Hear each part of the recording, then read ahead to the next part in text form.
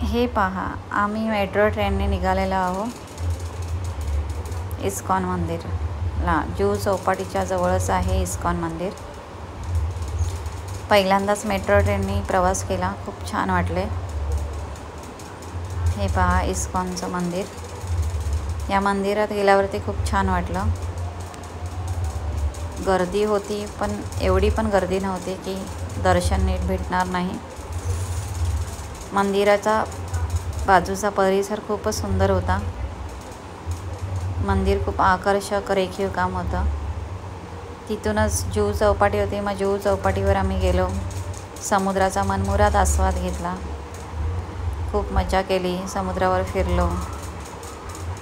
खूप छान छान फोटो काढले. तुम्हीसुद्धा इस्कॉन मंदिरला गेलात की जुहू चौपाटीवर नक्कीच जावा. खूप सुंदर वाटलं.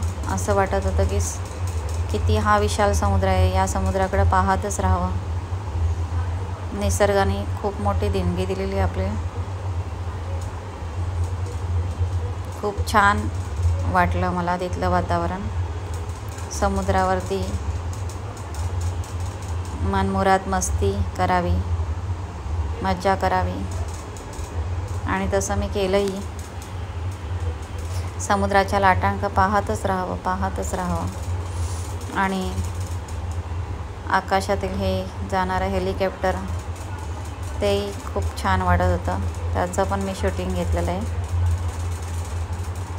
इथे आल्यानंतर आम्ही छानपैकी गोळा खाल्लेला. वेगळ्या फ्लेवरमध्ये गोळे होते. इथं बाजूला तिथे जवळपास स्टॉल आहेत.